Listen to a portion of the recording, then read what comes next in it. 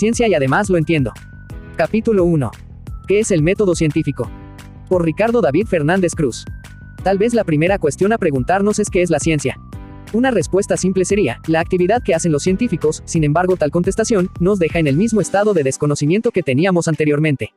La ciencia moderna es una de las actividades humanas que se ocupa de descubrir el comportamiento de muchos de los fenómenos que ocurren en el mundo. ¿Para qué? Podemos dar varias razones. Para satisfacer la curiosidad que tenemos los seres humanos de conocer los fenómenos naturales, pero, a diferencia de otros saberes, para la adquisición de este conocimiento, se utiliza un procedimiento particular, conocido como el método científico.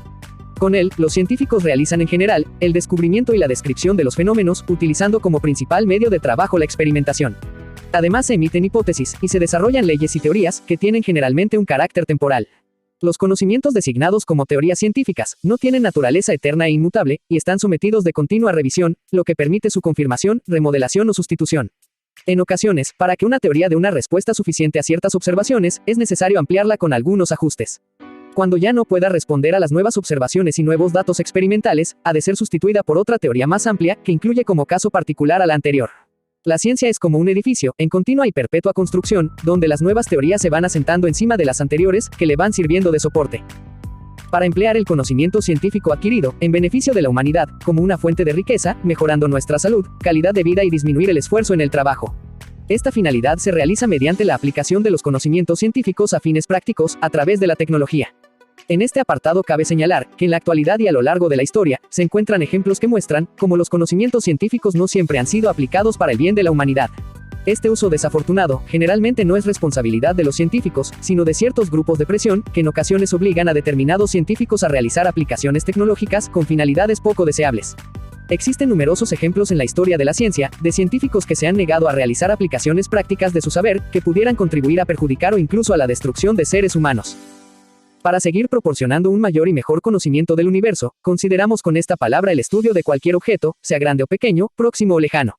Se conoce esta actividad como investigación básica, operación que nunca debería detenerse, aunque necesita inversiones económicas importantes, pues sin duda es la herramienta que nos seguirá abriendo el progreso en el futuro. Finalmente queremos señalar, que aunque el trabajo científico debe ser una actividad libre, pues sin libertad no hay creación, sin embargo, la sociedad tiene el derecho de conocer y la obligación de opinar sobre el trabajo científico, por varias razones, por ser el soporte económico de las investigaciones, y por motivos mucho más profundas de índole ético, ya que no se puede dejar en manos de un colectivo, por importante que éste sea, la realización de actividades que puedan dañar o comprometer la dignidad de los seres humanos. Mediante el método científico, los científicos procuran construir con precisión las representaciones de los fenómenos que observamos en la naturaleza. En él se tienen en cuenta las influencias que pueden tener los prejuicios, las predilecciones personales y la cultura, en nuestra percepción e interpretación del mundo. El método científico utiliza procedimientos establecidos para minimizar estas inclinaciones del experimentador cuando ensaya hipótesis o teorías. El método científico se organiza en varios pasos, sin embargo, hay una gran libertad tanto en su aplicación como en su número. Aquí vamos a considerar 4 etapas. Observación y descripción del fenómeno o fenómenos que se quieren llegar a interpretar. Formulación de una hipótesis para explicarlo. Empleo de la hipótesis para predecir la existencia de nuevos fenómenos o los resultados de nuevas observaciones. Realización de pruebas experimentales para verificar las predicciones, por varios experimentadores y mediante procedimientos distintos. Si experimentalmente se confirman las hipótesis, pueden ser consideradas como una teoría o ley de la naturaleza. Si el experimento no confirma las hipótesis, deberán ser modificadas o abandonadas. Está rigurosamente establecido que las pruebas experimentales tienen la primacía sobre cualquier otra, para la confirmación de las hipótesis, o en la decisión sobre una cierta hipótesis. El método científico requiere que una hipótesis sea plenamente confirmada por otros experimentadores, y cuando sucede que las predicciones son incompatibles con las pruebas experimentales, esta hipótesis debe ser modificada. Los experimentadores pueden verificar directamente la teoría, o confirmarla a través de consecuencias derivadas de ella, usando las matemáticas y la lógica, y en todas las ciencias empíricas el experimento es el juez supremo, siendo de absoluta necesidad para la verificación de las hipótesis. Aquellas teorías que no puedan ser probadas mediante observaciones medibles, no pueden ser calificadas como científicas. Una clave del método científico es su poder predictivo, sin embargo estas predicciones deben ser comprobadas por la observación y el experimento. Se suele decir con frecuencia, que las teorías nunca son probadas, solo desaprobadas. Siempre hay la posibilidad de que una nueva observación entre en conflicto con una teoría planamente establecida. Cuando esto sucede, pongamos como ejemplo la mecánica clásica desarrollada por Newton en la segunda mitad del siglo XVII, y se deducen predicciones teóricas que están en desacuerdo con nuevos resultados experimentales, la teoría debe ser descartada como una descripción completa de la realidad, pero puede continuar aplicándose dentro de ciertos límites. Así, las leyes de la mecánica clásica tienen validez cuando las velocidades son mucho menores que la luz en el vacío y en ese caso, al que se adaptan la mayor parte de nuestras experiencias cotidianas, dichas leyes se utilizan ampliamente, tanto en la ciencia como en la tecnología.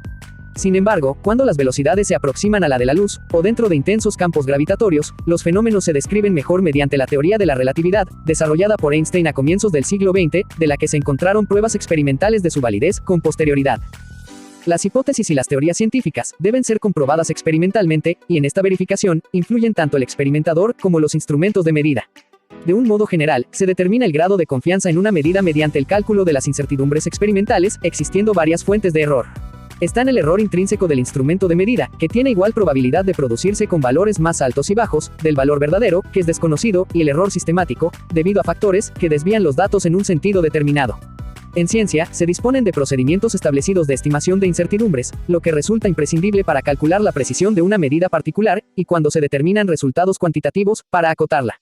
Una medida sin una cota de incertidumbre resulta inaceptable.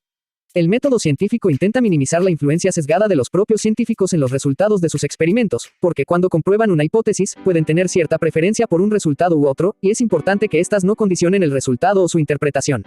Un error especialmente grave consiste en la no elaboración de una hipótesis para la explicación de un fenómeno, cuando se realizan pruebas experimentales, pensando que se trata de un paso innecesario, porque los resultados deben ser los que predicen el sentido común o la lógica, y otro error muy común es ignorar o buscar alguna explicación no comprobada, para eliminar aquellos datos que no se adaptan a la hipótesis. En todo experimento, la hipótesis inicial puede ser correcta o incorrecta. Pero, a veces, los científicos tienen una gran confianza en que una hipótesis es verdadera o falsa, o se sienten presionados para conseguir determinados resultados. En estos casos, puede haber una predisposición a encontrar justificaciones y aceptar datos que coincidan con las expectativas deseadas, con posibles efectos sistemáticos. Para evitarlo, todos los datos deben ser tratados de la misma forma. Hay ejemplos de descubrimientos, desechados por los experimentadores, con información de nuevos fenómenos, pero que únicamente fueron considerados en último término, y a la inversa, existen casos de pretendidos nuevos descubrimientos, que más tarde se comprobó que provenían de errores sistemáticos, no contemplados por sus descubridores. En los campos en que hay una experimentación activa y comunicación entre los científicos, los sesgos individuales o de un grupo, se cancelan, porque los experimentos son realizados por personas distintas y con medios diferentes, que como es de esperar tendrán distintas tendencias. Mediante el método científico se elaboran hipótesis, modelos, teorías y leyes. Una hipótesis es una explicación limitada, que contempla una causa y su efecto en situaciones muy concretas, siendo emitida con nuestro conocimiento del fenómeno, antes de que el trabajo experimental haya sido ejecutado. Tomando un ejemplo de la vida diaria, supongamos que una lámpara no luce. Una primera hipótesis sería, la bombilla está fundida, y podemos comprobar su validez, cambiándola por otra nueva. Si continúa sin lucir, la hipótesis no era cierta, y plantearemos una segunda hipótesis, el interruptor está averiado. Para comprobarla hay que sustituirlo por otro, o verificarlo con un polímetro. Así, poco a poco, emitiendo hipótesis y rechazando aquellas que no sean certeras, conseguiremos emitir una que finalmente permita solucionar el problema. Un modelo es una representación más sencilla y asequible a nuestro conocimiento de un fenómeno real. A partir de un modelo se elaboran las teorías científicas o leyes, cuya validez se corresponde con la del modelo elegido.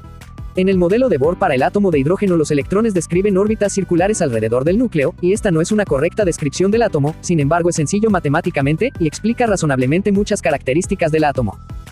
Una teoría científica o ley representa una hipótesis o un grupo de hipótesis relacionadas, las cuales se han visto confirmadas repetidas veces mediante pruebas experimentales. Las teorías físicas son normalmente formuladas con un reducido número de conceptos y ecuaciones, las cuales son consideradas como leyes de la naturaleza, insinuándose su aplicación universal. Una vez aceptadas, se convierten en herramientas para mejorar nuestro conocimiento del universo, permitiendo explorar áreas desconocidas situadas en la frontera de nuestro saber. Las teorías no son fáciles de descartar, de forma que los nuevos descubrimientos tratan de encajarse dentro de la teoría existente, y solo si después de repetidas pruebas experimentales, el nuevo fenómeno no puede ser acomodado, los científicos cuestionan seriamente la teoría e intentan su modificación.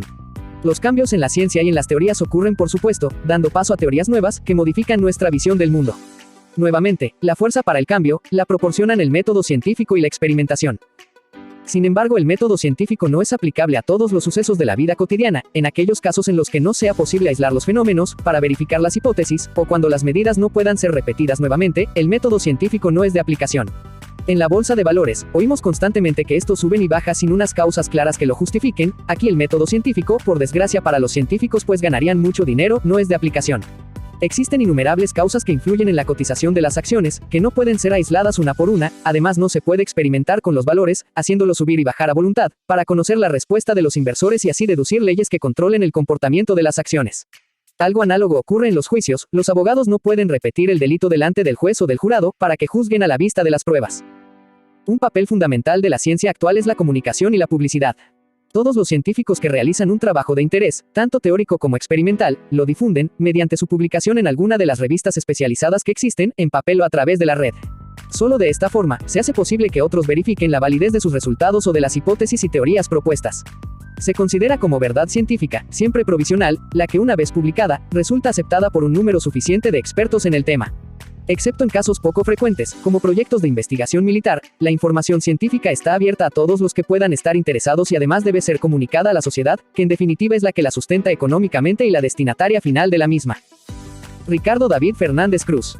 Doctor en Ciencias Física. Catedrático de Física de Instituto.